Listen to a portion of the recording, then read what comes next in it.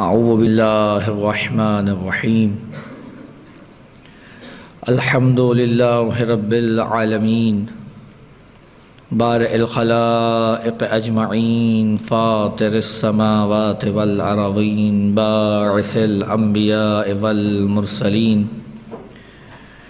ثم الصلاة والسلام والتحیۃ والاکرام علی سیدنا ومولانا ابی القاسم المصطفى محمد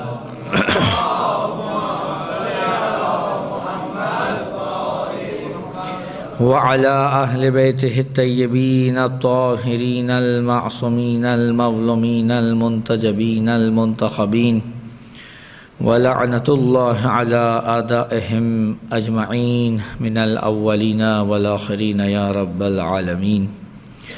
أما بعد فقد قال سبحانه وتعالى في محكم كتابه المجيد أعوذ بالله من الشيطان الرجيم بسم الله الرحمن الرحيم فمن حاجك فيه من بعد ما جاءك من العلم فقل تعالوا ندعو أبناءنا وأبناءكم ونساءنا ونساءكم وأنفسنا وأنفسكم ثم نبتهل فنجل لعنة الله على الكاذبين. صلوات پڑھے محمد وآل محمد.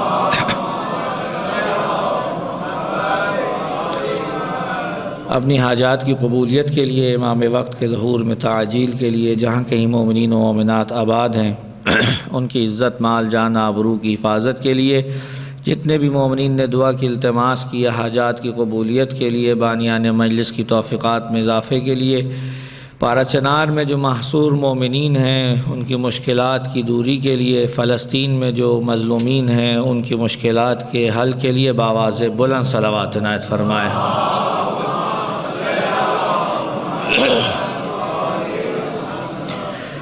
عزیزان محترم، پروردگار عالم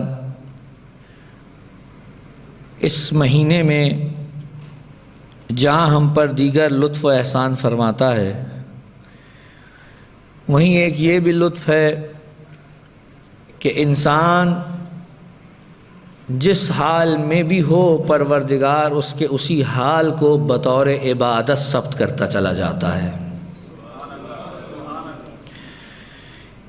اس مہینے کی فضا، اس مہینے کے شب و روز جہاں انسان کو خدا کی طرف متوجہ کرتے ہیں، وہیں پر خدا کے قرب کے زمینیں بھی فراہم کرتے ہیں. یقیناً قرآن مجید کے نزول کا مہینہ ہے، اور قرآن مجید کے نزول کے مہینے میں اگر انسان قرآن مجید کی تعلیمات کی جانب توجہ کرے تو اس مہینے کی برکات سے وہ بہت جلد ان مطالب تک، ان معارف تک پہنچنے کی سعادت حاصل کر سکتا ہے کہ جو شاید عام مہینوں میں میسر نہ آ سکیں. یہ اس مہینے کی اپنی ایک ظرفیت ہے جو قرآن مجید کے حوالے سے ہے. قرآن مجید میں متعدد آیات ہیں جو کچھ اخلاقیات سے متعلق ہیں، کچھ عقائد سے متعلق ہیں، کچھ فقہ سے متعلق ہیں. اگر آپ نے قرآن مجید کو ایک ضابطۂ حیات کی صورت میں دیکھنا ہو تو آپ کو ان تمام آیات پہ توجہ کر کے ان کے معارف تک رسائی حاصل کرنی ہے. اگر فقط آیات عقائد کو لیں گے اور آیات اخلاق کو چھوڑ دیں گے تب بھی قرآن کا مقصد حاصل نہ ہو پائے گا، اور اگر فقط آیات اخلاق کو لے لیں گے اور آیات فقہ کی جانب توجہ نہیں ہوگی تب بھی مقصد حاصل نہ ہو پائے گا.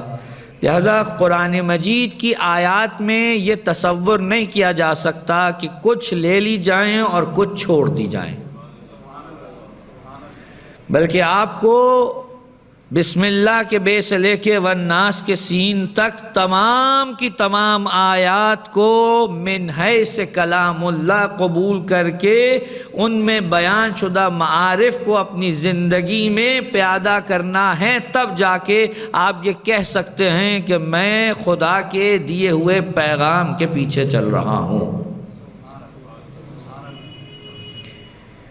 چونکہ ایام مخصوص ہیں سرکار امیر المؤمنین علی ابن ابی طالب علیہ السلام سے،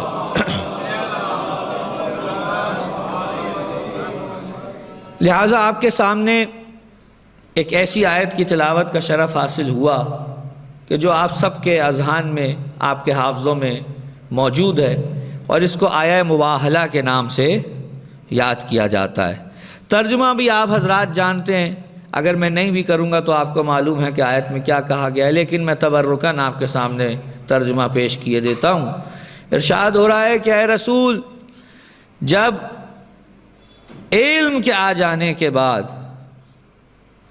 یہ تم سے بحث و تکرار کریں، تم سے پھر بھی کٹ حجتی کریں، تو اب ان سے کہہ دیجئے کہ کوئی مباحثہ، کوئی مجادلہ، کوئی گفتگو نہیں ہوگی، بلکہ اب مباہلہ ہوگا۔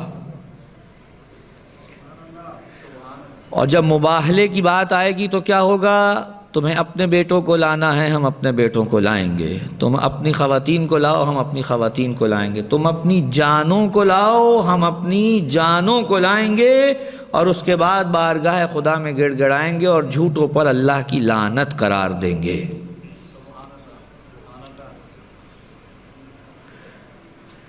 یہ آیت آپ نے متعدد بار سنی ہے، لیکن میں آپ کو بارگاہ امام رضا علیہ السلام میں لے چلتا ہوں۔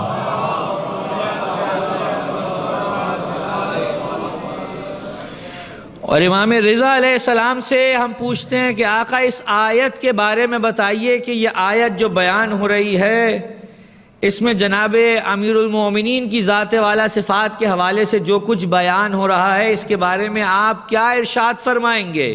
تو دیکھیے، میں یا آپ اگر کسی آیت کو چن کر یہ فیصلہ کر لیں کہ یہ آیت میرے مولا کے لیے سب سے بڑی شان کی حامل ہے، تو یہ میرا اور آپ کا فیصلہ ہو سکتا ہے، لیکن معصوم کا فیصلہ ہم سب کے فیصلوں پر فوقیت رکھتا ہے۔ جب دربار مامون میں میرے مولا تشریف فرما تھے اور گفتگو ہوئی اس آیت کے بارے میں، تو میرے مولا نے ارشاد فرمایا، پورے قرآن مجید میں اگر جناب امیر کی ذات والا صفات کی سب سے بڑی کوئی شان بیان ہوئی ہے تو وہ آیہ مباہلہ ہے کہ خدا نے اس آیت میں علی کو رسول کا نفس قرار دیا ہے۔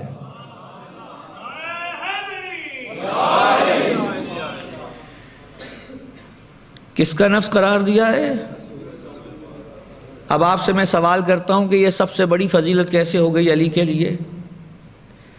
بھئی اور بھی تو بہت سی فضیلتیں ہیں جناب امیر کے لیے، یہ سب سے بڑی فضیلت کیسے ہو گئی؟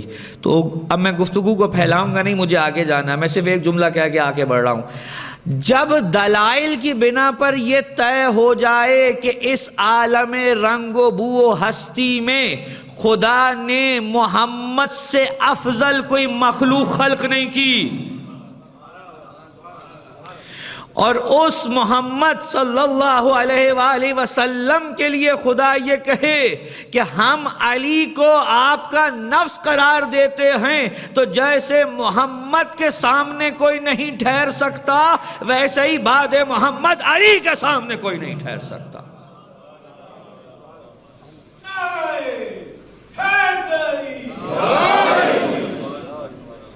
لیکن آپ سے یہ سوال کروں گا، یہاں نفس سے کیا مراد ہے؟ توجہ، نفس سے یہاں کیا مراد ہے؟ بڑا طویل مناظرہ ہے امام رضا علیہ السلام کا مامون سے اس آیت کے ذیل میں، آپ جائیے عیون اخبار رضا میں موجود ہے، میں پورا نہیں آپ کے سامنے نقل کروں گا۔ جیسے امام نے کہا نا علی نفس سے رسول ہے، تو جانتے ہیں آج کے دور میں بھی آپ نے یہ شاید سنا ہوگا، بعض ٹی وی چینلز پہ بیٹھ کے حضرات جو ہیں وہ اپنے علم کا خمار جھاڑتے ہیں، جبکہ انہیں حقیقت سے ذرہ برابر علاقہ نہیں ہوتا۔ وہ کیا کہتے ہیں؟ کہتے ہیں نہیں جی، اس آیت میں بیٹوں کے اندر علی کو لے کے گئے ہیں، نفس کی صورت میں تو خود گئے ہیں۔ توجہ، یہی بات مامون نے امام رضا کے سامنے رکھی۔ امام رضا نے کہا کیا تم عربی نہیں جانتے ہو؟ کیا تم عربی محاورے سے واقف نہیں ہو؟ کیا فصاحت و بلاغت کو نہیں سمجھتے ہو؟ کا مطلب عربی زبان میں یہ کب سے محاورہ ہو گیا کہ انسان خود اپنی ذات کو کہے کہ آؤ میں تمہاری دعوت کرتا ہوں؟ توجہ فرمائیں، عربی زبان میں یہ محاورہ کب سے ہو گیا کہ میں خود اپنے آپ کو دعوت دوں کہ آؤ میدان میں؟ یعنی رسول یہ کہہ رہے ہیں، ترجمہ یہ ہے کہ تم اپنے نفسوں کو لاؤ، اپنے نفسوں کو لائیں گے۔ اور شروع میں رسول کو خدا نے کیا کہا ہے؟ دعوت دو۔ کس کو؟ بیٹوں کو، خواتین کو، نفسوں کو۔ انسان اپنے نفس کو خود دعوت نہیں دے سکتا۔ علی کو رسول بطور نفس لائے ہیں، لیکن نفس سے مراد کیا ہے؟ کیا یہ اور رسول ایک ہو گئے؟ نہیں، ظاہری طور پہ تو علی کا ایک وجود ہے اور پیغمبر کا ایک وجود ہے، تو یہ نفس کی منزل کیسے آئی؟ توجہ چاہتا ہوں، خدا لاکھوں رحمتیں نازل کرے ہمارے علماء پر۔ شیخ مفید علیہ الرحمہ نے بڑی خوبصورت بات لکھی، کیا کہتے ہیں؟ کہا یہاں نفس سے مراد یہ ہے کہ علی ان تمام احکامات میں داخل ہیں جو رسول کے لیے ہے۔ علی مثل پیغمبر ہیں۔ آج صبح بھی ایک جگہ مجلس سے خطاب کا خدا نے توفیق دی، میں نے وہاں بھی عرض کیا تھا، ہم جناب امیر کو اگر بقیہ تمام خلائق سے بعد رسول افضل مانتے ہیں تو اس کی یہ وجہ نہیں ہے کہ ہمارے دل میں یہ خیال اٹھا ہے کہ ہم علی کو مانیں، نہیں، یہ قرآن مجید کا ہم سے تقاضا ہے کہ ہم علی کو سب سے افضل مانیں، کیونکہ جب رسول کو افضل مانا ہے تو ممکن نہیں ہے کہ رسول کو تو افضل الخلائق مانے لیکن نفس رسول کو کسی اور سے کمتر جانے۔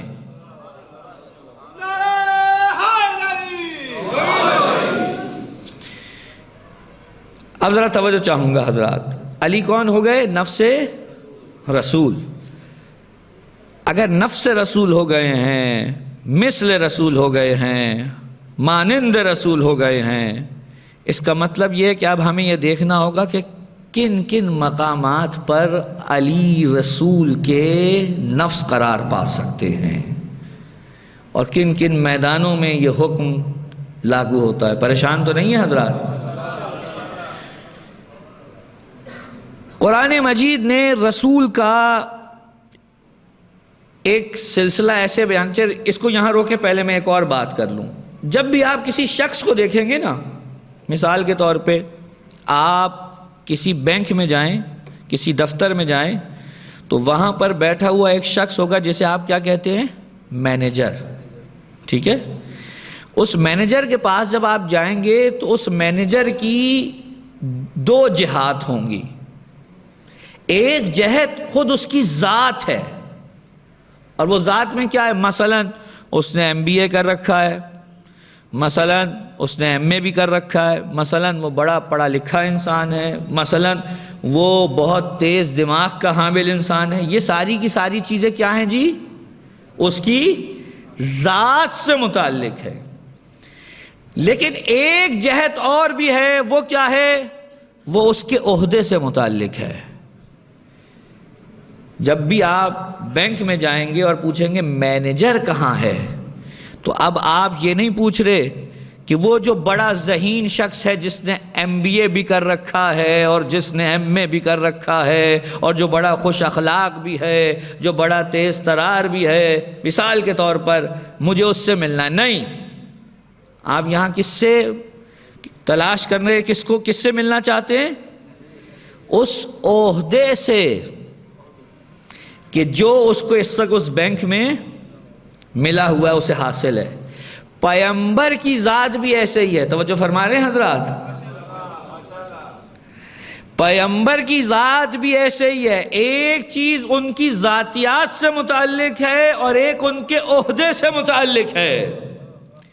ابھی ہم جو ان کی ذات سے متعلق چیز ہے اس پہ بات نہیں کرتے، ابھی ان کے عہدے سے متعلق چیز سے بات کرتے ہیں۔ رسول کو جو عہدہ دیا، قرآن سورہ احزاب میں کہتا ہے النبی اولی بالمؤمنین من انفسہم، یہ نبی کا عہدہ ہے کہ انہیں مومنین کی جانوں پر مومنوں سے زیادہ حق تصرف حاصل ہے۔ یعنی کیا مطلب؟ مطلب یہ کہ اگر پیغمبر کہہ دیں، مثال کے طور پہ آج پیغمبر آ جائیں اور دو میاں بیوی بیٹھے ہوں، مثال دے رہا ہوں، مثال کے طور پہ سمجھیے گا، دو میاں بیوی بیٹھے ہوں اور پیغمبر کہیں کہ تم دونوں ایک دوسرے کے میاں بیوی نہیں رہ سکتے، ہم تم دونوں کے بیچ میں صیغہ طلاق جاری کر کے جدائی ڈالنا چاہتے ہیں، تو اس مومن اور مومنہ پر رسول زیادہ حق رکھتے ہیں۔ اگر رسول یہ حکم صادر فرما دیں تو انہیں یہ حق نہیں ہے کہ کہیں آپ نے یہ کیوں کیا۔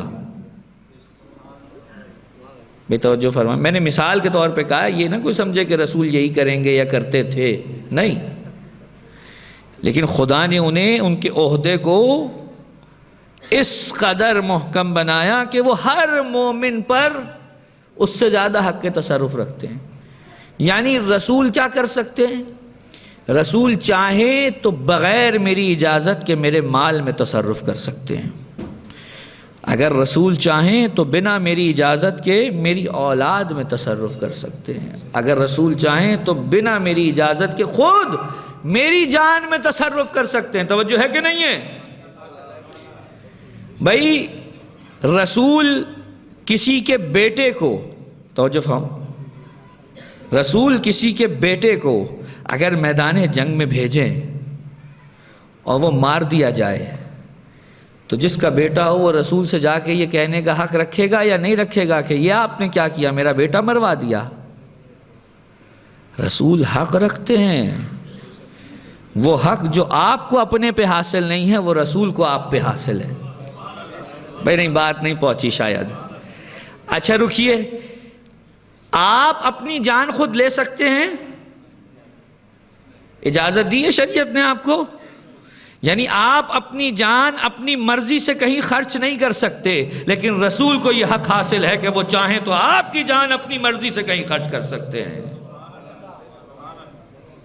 جب میدان جنگ میں بھیج رہے ہیں، دیکھیے اپنے اوپر رسول کی اولویت کو اگر طاری کرنا سیکھنا ہو تو میں آپ کو لے چلتا ہوں جنگ احد۔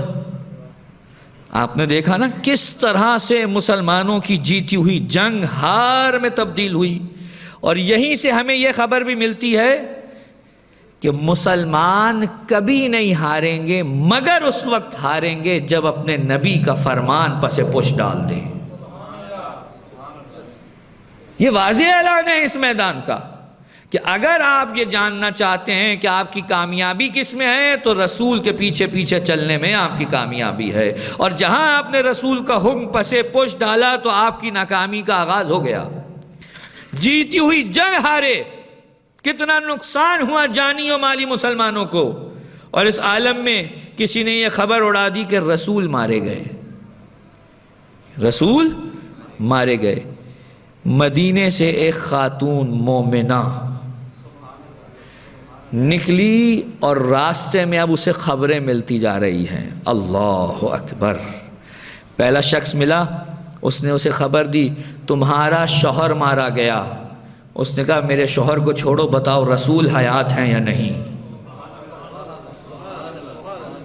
آگے بڑھی، پھر ایک شخص آیا، خبر دی تمہارا بھائی مارا گیا۔ کہا بھائی کو چھوڑو، یہ بتاؤ میرا رسول جیتا ہے یا نہیں۔ آگے بڑھی، خبر ملی تمہارا بیٹا مارا گیا۔ کہا میرے بیٹے کو چھوڑو، یہ بتاؤ رسول حیات ہیں یا نہیں۔ اپنے بیٹے، اپنے شوہر، اپنے بھائی کو قربان کر کے بھی اگر رسول کی زندگی کی فکر ہے، اس کا مطلب ہے کہ اس نے اپنے نفس پر رسول کو حاکم جانا ہے۔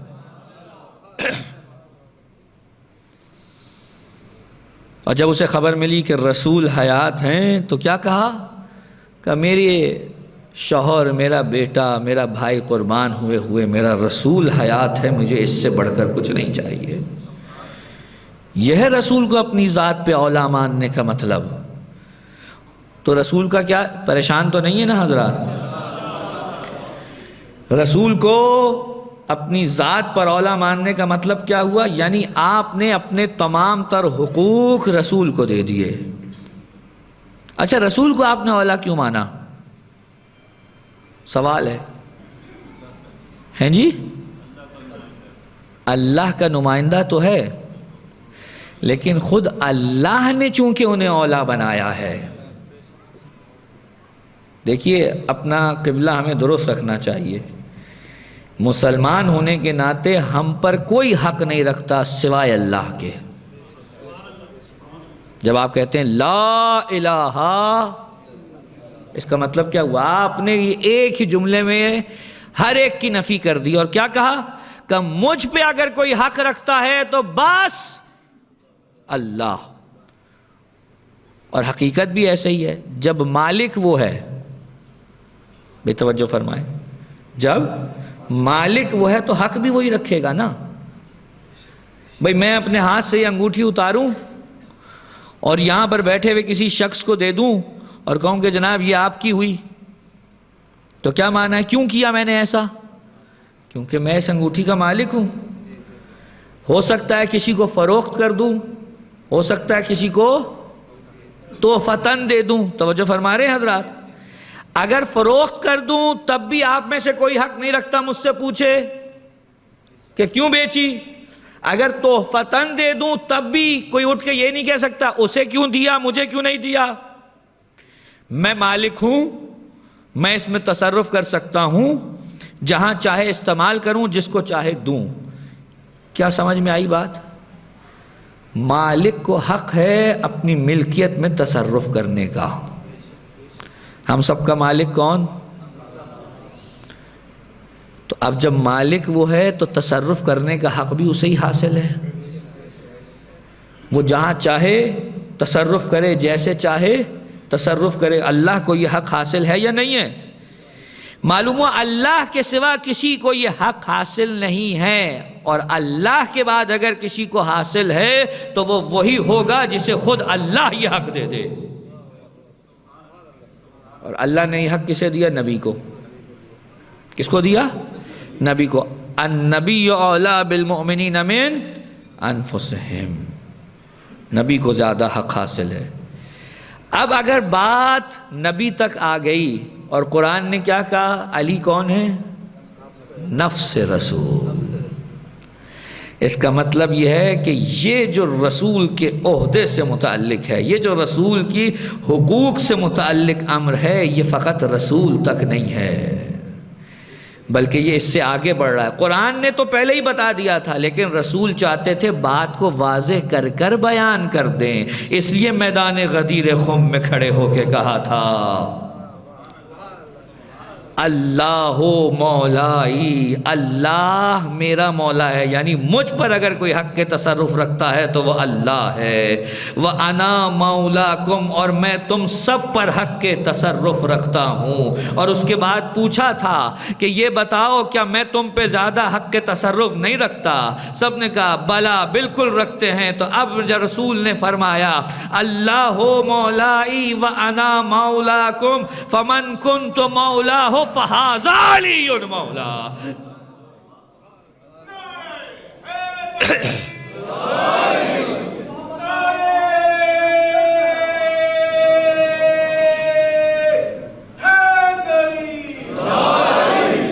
یہ جو غدیر میں رسول نے اعلان کیا ہے، توجہ چاہ رہا ہوں، یہ کوئی نئی بات بیان نہیں ہوئی تھی، یہ وہی حکم بیان ہوا ہے جو آیہ مباہلہ میں نفس رسول کا ہے، لیکن وہاں فقط جو نفس رسول کہہ کے خدا نے بیان کیا، جناب رسول نے میدان غدیر کے اندر اسے کھول کر سامنے رکھا ہے۔ یہ سارے جو علی کے سامنے آ کر علی سے کہتے ہیں نا کہ علی آؤ ہماری بیعت کرو، وہ تو خود ان حضرات میں شامل ہیں جن کے اوپر علی ان سے زیادہ حق رکھتے ہیں۔ آپ جا کر رسول سے کہہ سکتے ہیں میری بیعت کرو؟ جیسے رسول سے بیعت کا مطالبہ نہیں کیا جا سکتا، ویسے علی سے بیعت کا مطالبہ نہیں کیا جا سکتا، اور اگر کوئی کرتا ہے تو اس نے غلط کیا ہے۔ صلوات پڑھے محمد وآل محمد۔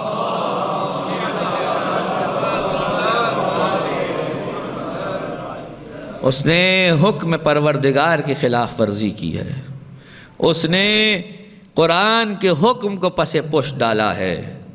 جناب امیر وہ ذات ہیں کہ جو اس حکم میں رسول کے ساتھ شریک ہیں۔ ایک اور بات کرتا چلوں، ابھی چونکہ پچھلے دنوں تاریخیں گزری ہیں ایسی اس آیت سے متعلق ہیں، تو میں اس کا ٹکڑا پڑھ کے آپ کے سامنے پیش کر دوں۔ بہت سے لوگوں نے بڑی غلط فہمیاں پھیلا رکھی ہیں۔ النبی اولیٰ بالمؤمنین من انفسہم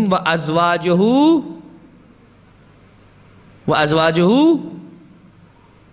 اگلا حصہ پڑھیں، امہاتہم، اور نبی کی ازواج جو ہیں وہ کون ہیں جی؟ اتنا پریشان کیوں ہو گئے بھائی آپ حضرات؟ میں نے تو آیت پڑھی ہے، پریشانی ہے کوئی؟ جی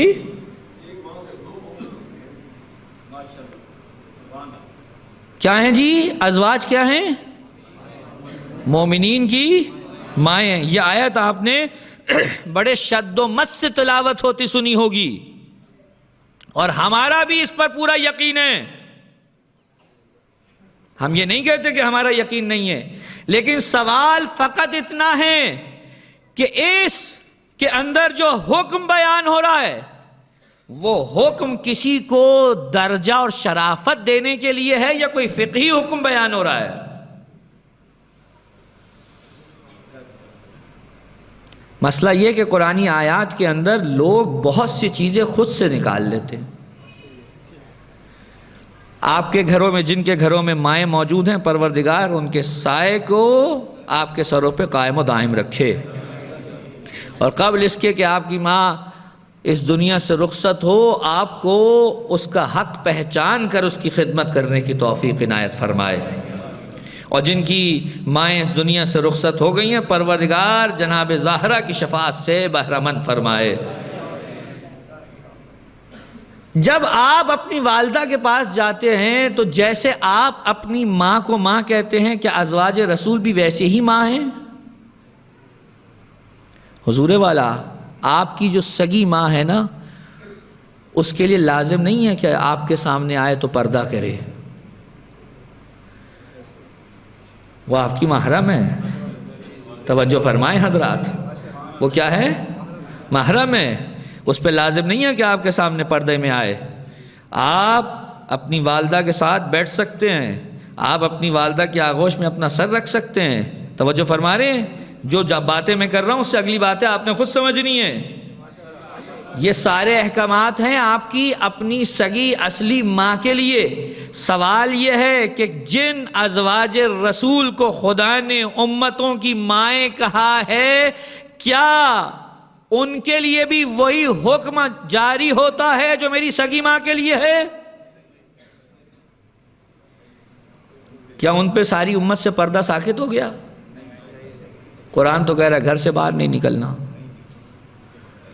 کیا ازواج رسول امت کے سامنے جب آتی ہیں تو بغیر چادر کے، بغیر مکھنے کے، بغیر پردے کے آتی ہیں؟ اس کا مطلب یہ ہوا کہ یہ جو کہا جاتا ہے نا میری ماں ہیں یا ہماری ماں ہیں، یہاں پر وہ چیز نہیں ہے کہ جو آپ سمجھ رہے ہیں، بلکہ قرآن ایک حکم فقہی بیان کر رہا ہے، اور وہ فقہی حکم یہ ہے کہ یہ تم پر ویسے حرام ہیں جیسی تمہاری ماں تم پر اللہ نے حرام کی ہے۔ یہاں کوئی عہدہ نہیں بڑھایا جا رہا، یہاں کوئی منزلت نہیں بیان کی جا رہی، ایک فقہی حکم بیان کیا جا رہا ہے۔ توجہ ہے کہ نہیں ہے؟ اور اب میں ایک جملہ دبے الفاظ میں کہہ کے آگے بڑھ جاؤں، قرآن کو یہ کہنے کی ضرورت پڑی کیوں؟ سوچئے کہ ازواج رسول کے بارے میں ایک فقہی حکم بیان کرنے کی قرآن کو ضرورت پیش کیوں آئی کہ تم ان سے شادی اور نکاح عقد نہیں کر سکتے، ویسے ہی جیسے اپنی ماں سے نہیں کر سکتے۔ اس کا مطلب ہے کسی کے دل میں یہ خیال ہوگا تبھی قرآن اس حکم کو بیان کر رہا ہے۔ اور اگر کوئی واقعاً، توجہ چاہوں گا، اگر کوئی واقعاً ازواج رسول کو اس نظر سے دیکھتا تھا تو ہمیں نہیں سمجھ میں آتی ہم اسے کس نظر سے دیکھیں۔ صلوات پڑھیں محمد وآل محمد پر۔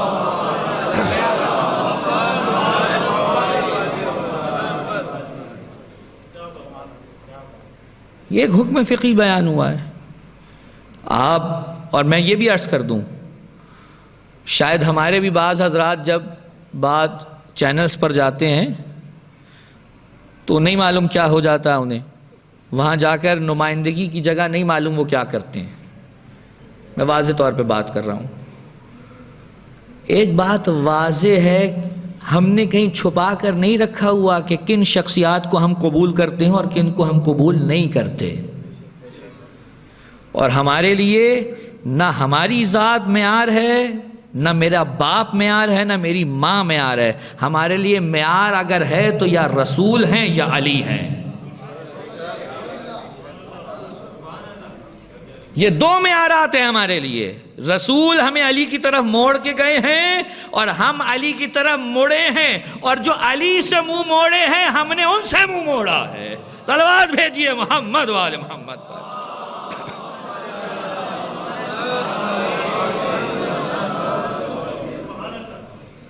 بات واضح کیجئے، کوئی ابہام نہ رکھیے۔ کسی کی حتق عزت کرنے کے ہم بھی قائل نہیں ہیں، کسی کی توہین کرنے کے ہم بھی قائل نہیں ہیں، لیکن یہ بھی نہیں ہونے دیں گے کہ جو مرتبہ خدا نے انہیں نہیں دیا آپ وہ ان کو دیتے رہیں، اور جنہیں خدا نے جو مرتبہ دیا آپ انہیں اس مرتبے سے نیچے لائیں، اسے بھی قبول نہیں کریں گے۔ جناب امیر کی ذات والا صفات نفس پیمبر ہے، اس حکم میں بھی جو قرآن مجید بیان کر رہا ہے۔ ایسے ہی نہیں ہمارے یہاں روایات میں آیا تھا کہ علی کو رسول اپنے بعد اپنی بعض ازواج کے لیے حق تفویض کر گئے تھے۔ بھئی توجہ نہیں فرمائی حضرات نے؟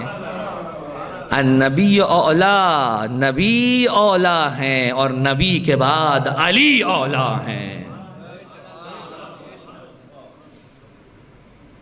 انسان اگر علی جیسے شخص کو نہ سمجھ پائے تو یہ اس کے لیے انتہائی مقام پستی ہے۔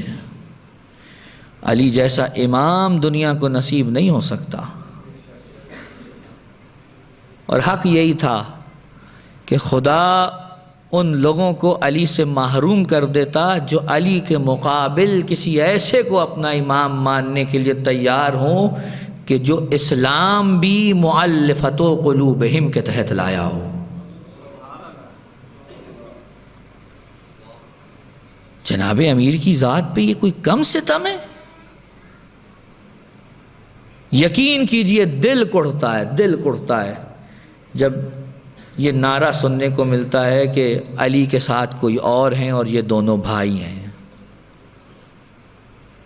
نہیں ہے، آپ جو چاہے مرضی کر لیں، ہم واضح طور پہ کہتے ہیں نہیں ہے۔ نہیں، جو بات میں کر رہا ہوں بس اتنی ہو، ریکارڈنگ ہو رہی ہے، کہیں اور بات نہیں نکلنی چاہیے۔ صلوات پڑھیں محمد والے محمد پر۔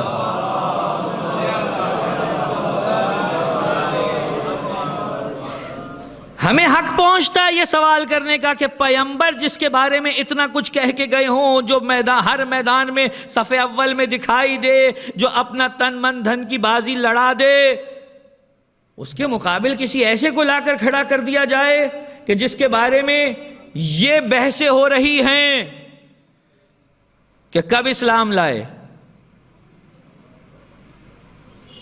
یہ علی پہ ظلم ہے۔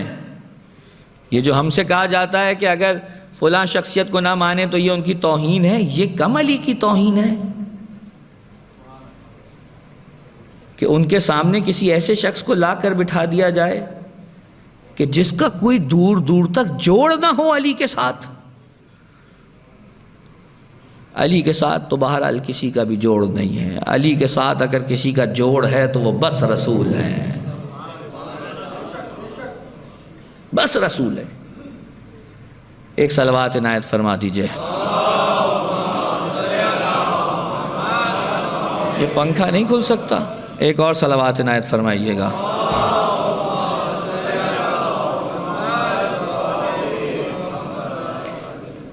اور جب توجہ میری طرف رہے گی حضرات، وقت تمام ہونے لگا. جب آپ علی کی ذات کو دیکھیں گے تو مقام مقام پر آپ کو علی کی ذات میں رسول دکھائی دیں گے. کبھی آپ کو ایسا نہیں ہوگا کہ آپ علی کے پیچھے چلیں اور وہ آپ کو رسول سے دور کر دیں. حضرت ابو ذر غفاری کو دنیا نے دیکھا کہ ایک مرتبہ کعبے کے دروازے کو پکڑ کے کھڑے ہیں اور کہہ رہے ہیں اے لوگو جانتے ہو میں کون ہوں؟ میں وہ ابو ذر ہوں جس کے بارے میں رسول نے کہا تھا کہ آسمان نے ابو ذر سے زیادہ سچے پر سایہ نہیں کیا اور زمین نے ابو ذر سے زیادہ سچے کا بوجھ نہیں اٹھایا. آؤ میں سچا تمہیں ایک بات بتاتا ہوں. میں نے رسول سے سنا تھا، رسول کہتے تھے اے ابو ذر اگر میرے بعد ساری کائنات ایک طرف کو جا رہی ہو اور علی ایک طرف کو جا رہے ہوں تو دنیا کو چھوڑ دینا، علی کے پیچھے چلنا، کیونکہ علی تمہیں گمراہ نہیں ہونے دے گا.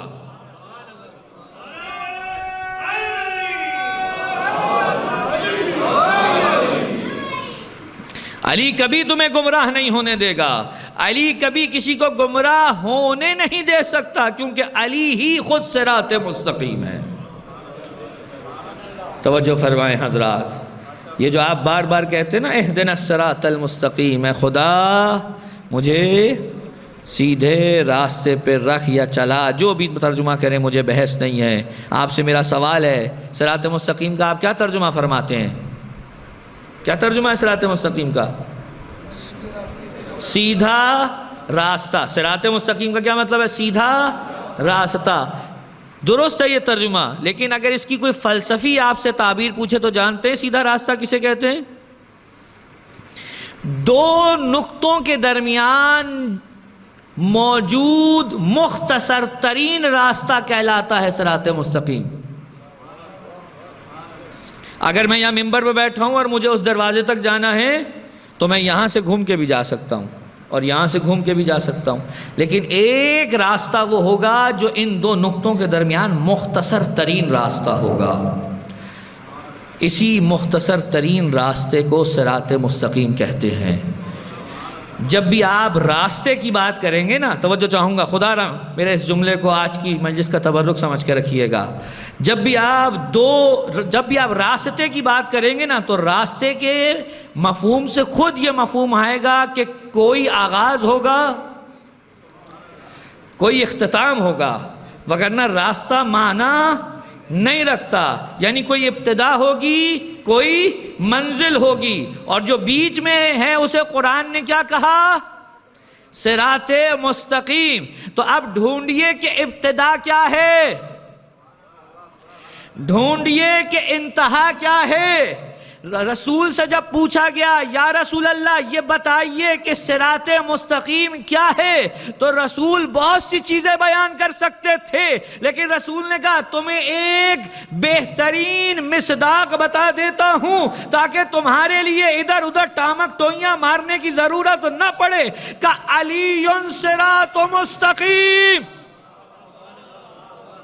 علی صراط مستقیم ہے. یہ نہیں کہا علی کا راستہ صراط مستقیم ہے، کہا علی صراط مستقیم ہے. اور صراط مستقیم کہتے ہیں مختصر ترین راستے کو، یعنی اس سے پہلے کوئی ابتدا بھی ہے، اس کے بعد کوئی انتہا بھی ہے.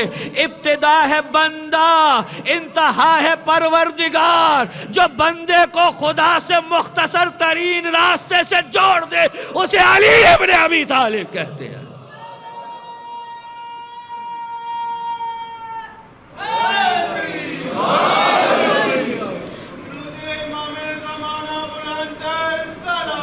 اللہ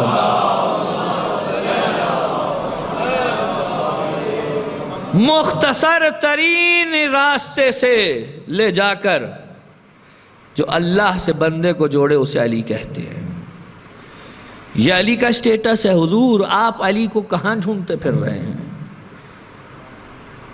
آپ علی کو ان کے مقابل لا کے رکھ رہے ہیں کہ جو خود صراط مستقیم کی تلاش میں ہیں۔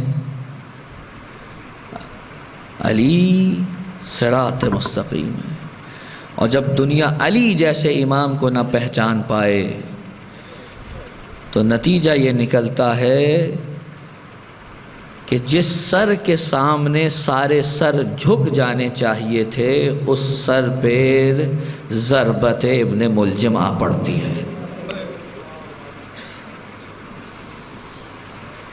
امام حسن تشریف فرما تھے، مولا خطبہ دے رہے تھے، رمضان کی ہی کوئی تاریخ تھی۔ ایک مرتبہ خطبہ دیتے دیتے امام حسن سے پوچھا، بیٹا کتنی تاریخ ہو گئی؟ بتایا، کہاں اتنے دن باقی رہ گئے ہیں۔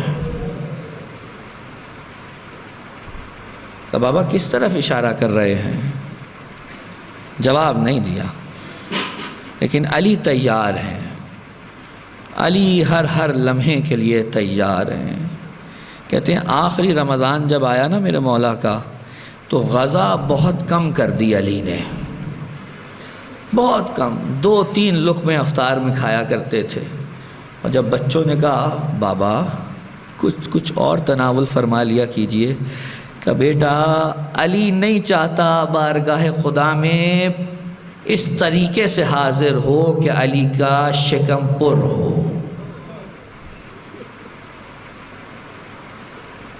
امام حسن جب غسل دے رہے تھے مولا کو تو دیکھا پشت پر نشان تھے، گٹے پڑے ہوئے۔ بعد میں جب پوچھا گیا کیا تھا یہ ماجرا، کہا راتوں کو میرا بابا راشن اٹھا کر غریبوں، مسکینوں، یتیموں میں پہنچایا کرتا تھا، یہ اس وزن کو اٹھانے کی وجہ سے نشان پڑ گئے۔ علی ایسا رؤوف امام، ایسا کریم امام، نہیں معلوم علی جیسے عادل امام سے کیا ڈر اور خطرہ اور خوف تھا۔ عزاداروں، میرا مولا جب گھر سے نکلا نا اور پہنچا مسجد میں، گلدستہ اذان پہ جا کے اذان دی، سب نے علی کی اذان سنی۔ کہتے ہیں اس دن علی کی اذان میں ایک عجیب سا درد تھا، ہر شخص نے وہ درد محسوس کیا۔ اور جب جناب امیر واپس مصلی عبادت پہ آئے تو ہر شخص کھنچا جا رہا تھا علی کے پیچھے نماز پڑھنے کے لیے، لیکن یہ لعین جو اوندے منہ تلوار کو زہر میں بجھائے لیٹا تھا۔ عزادارو پوچھے نا مجھ سے، یہ لعین کہتا ہے میں نے 1000 درہم کا زہر خریدا تھا، ایسا زہر کہ جس کے بعد کوئی بچنے کی امید نہ ہو۔ میرا مولا سجدہ خالق میں گیا اور وہاں تلوار پڑی، آواز آئی فزت ورب الکعبہ، آج علی کامیاب ہو گیا۔ عزادارو میں کہوں گا آقا آپ کامیاب ہو گئے، لیکن آپ کے جانے سے ہم یتیم ہو گئے، ہم سب یتیم ہو گئے۔ عزادارو میرا آقا آپ جانتے ہیں فقہی مسئلہ ہے، جب سر پہ فرق اقدس پہ تلوار پڑی نا، خون جاری ہوا، میرے مولا نے نماز کو چھوڑ دیا، میرے مولا نے نماز چھوڑ دی۔ ساتھ بیٹھے امام حسن آئے بابا کو سنبھالنے کے لیے، کہا بیٹا پہلے حق خالق ادا کرو، پہلے نماز پوری کراؤ۔ عزادارو نماز پوری کرائی گئی، علی وہیں پہ بیٹھے رہے۔ جانتے ہیں کیا ہوا؟ روایت کے جملے ہیں، میرا مولا محراب مسجد سے مٹی اکٹھے کر کے اپنے سر میں ڈالتا رہا، اپنے زخم پہ ڈالتا رہا۔ مجھے نہیں معلوم میرے مولا کے اس عمل کا کیا مطلب تھا، لیکن شاید میرا مولا کربلا کا کوئی منظر دیکھ رہا ہو جس میں میرے مولا کو دکھائی دیتا ہو میرے بچے کا سر کیسے کربلا کی خاک پہ پڑا ہوگا۔ عزادارو روایات میں ہیں جب میرے مولا حسین حضرت عباس کے لاشے کے قریب پہنچے تھے نا، تو بھائی کے جسم میں کچھ رمق جاں موجود تھی۔ دیکھا بھائی کی ایک آنکھ میں تیر ہے، دوسری آنکھ میں خون جمع ہے۔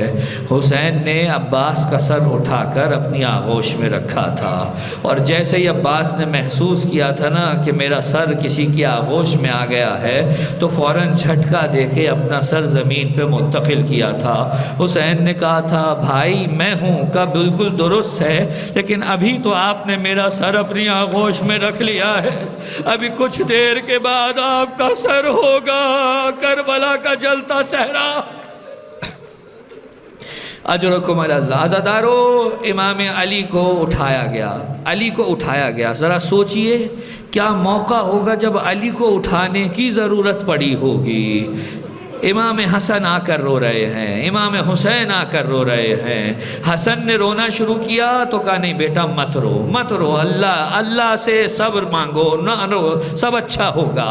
حسین نے رونا شروع کیا تو علی نے ایک جملہ کہا بیٹا سب روئیں مگر تم نہ رونا، سب روئیں تم نہ رونا۔ آپ جانتے ہیں حسین کے رونے کی آواز پہ اہل بیت کا معاملہ کچھ اور ہی ہو جاتا تھا۔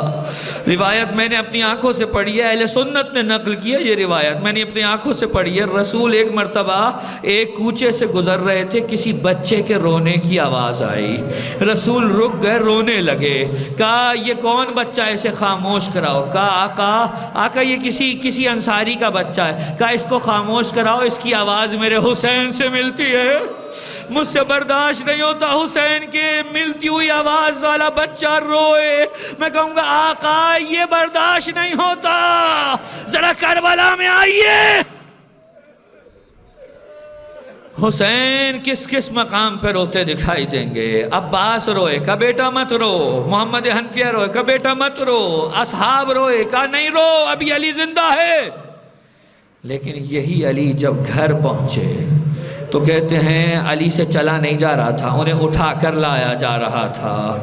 جیسے ہی پہنچے نا دروازے کے پاس، ایک مرتبہ کہا بیٹا حسن مجھے اتار دو۔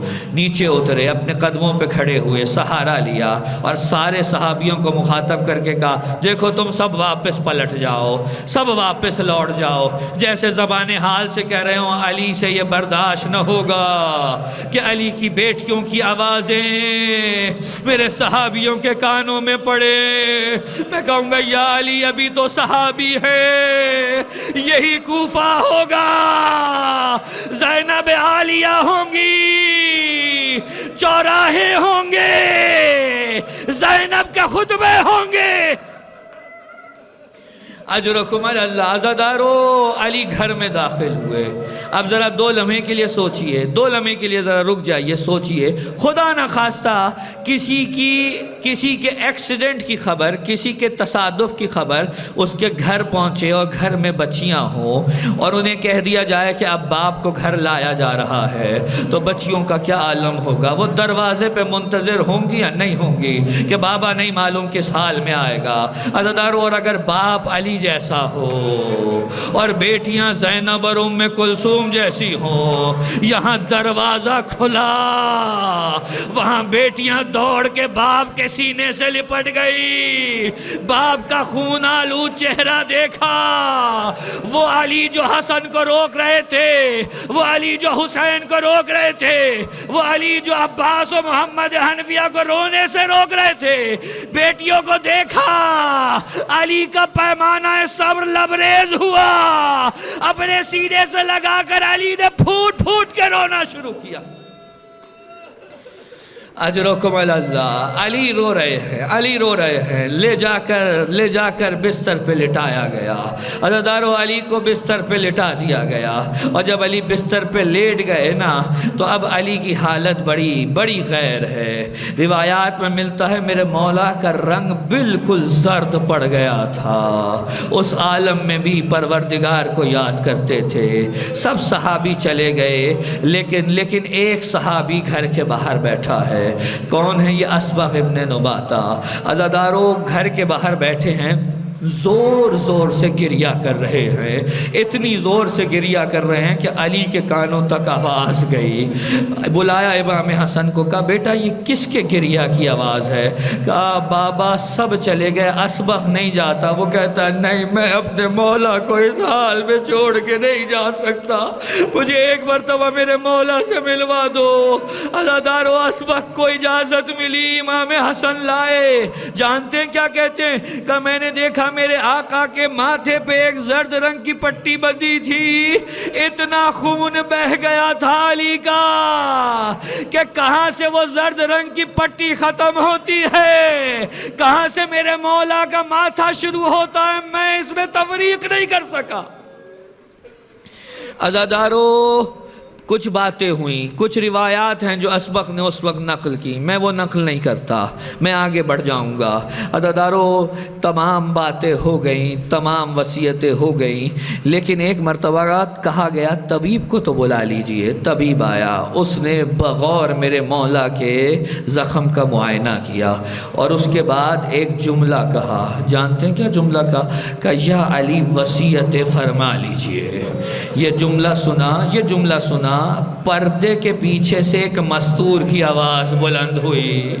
یہ کون ہے؟ یہ علی کی بیٹی زینب ہے۔ عزادارو اتنی آواز بلند ہوئی کہ امام علی نے کہا سب باہر چلے جائیں، سب کو باہر بھیج دیا۔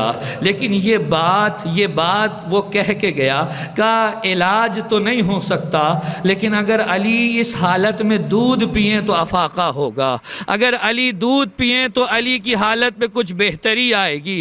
عزادارو ایک مرتبہ جناب امیر المومنین کے لیے گھر میں کوئی دودھ پیش کرتا، اس سے قبل یہ بات پورے کوفے میں آگ کی طرح پھیل گئی، اور جب پورے کوفے میں بات پہنچی نا تو کچھ دیر کے بعد چھوٹے چھوٹے بچے کوزوں میں دودھ ڈال کر علی کے دروازے پہ پہنچے اور سب ایک صدا ہو کر کہنے لگے آج ہمارے حصے کا دودھ ہمارے باپ علی کو پلا دو۔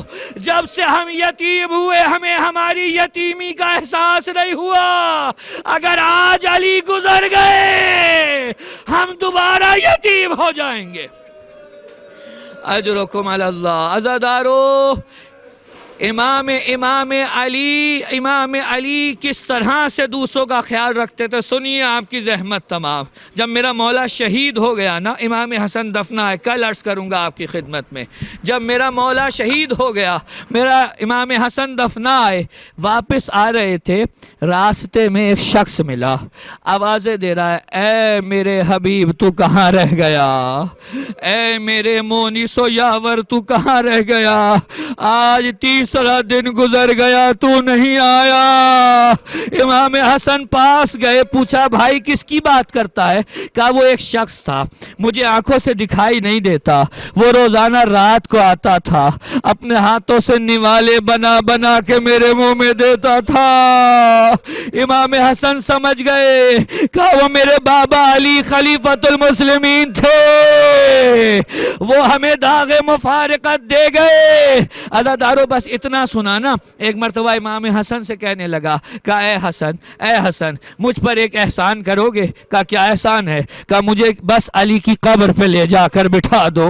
عزادارو آپ جانتے علی کی قبر کو پنہا کر دیا گیا تھا، لیکن امام حسن اس شخص کو اٹھا کے لائے اور علی کی قبر پہ لا کر بٹھا دیا۔ اس نے اتنا گریہ کیا کہ ایک مرتبہ روح کف انصری سے پرواز کر گئی، قبر علی پر اس کی جان نکل گئی۔ میں کہوں گا اے شخص تو نے تو اپنی جان علی کے قدموں پہ نچھاور کر دی، ارے کوئی ہم سے آ کر پوچھے ہم سے ہمارا امام جدا ہو گیا، ہم سے ہمارا روحانی باپ جدا ہو گیا۔ الا لعنت اللہ علی القوم الظالمین وسیعلم الذین ظلموا ای منقلب ینقلبون انا للہ وانا الیہ راجعون۔ بار الہ تجھے واسطہ ہو سرکار امیر المؤمنین کا، اے میرے مالک امام زمانہ کے ظہور میں تعجیل فرما، ہمیں ان کے اوان و انصار میں شامل فرما، جہاں کہیں مومنین و مومنات آباد ہیں ان کی عزت مال جان آبرو کی حفاظت فرما، جنہوں نے دعا کی التماس کی حاجات قبول فرما۔ اے رب العزت تجھے واسطہ ہو سرکار امیر المومنین کا، جتنے بھی مومنین و مومنات دار فانی سے گزر گئے سب کی بخشش و مغفرت فرما۔ ایک مرتبہ سورہ حمد و 3 مرتبہ سورہ اخلاص کی تلاوت فرمائیں۔ جملہ مرحوم مومنین و مومنات بالخصوص سیدہ محمودہ بیگم، سیدہ نور جہاں بیگم، سید فیض العسکری زیدی، سید انیس حیدر زیدی، ان کے لیے اصال فرما دیجیے۔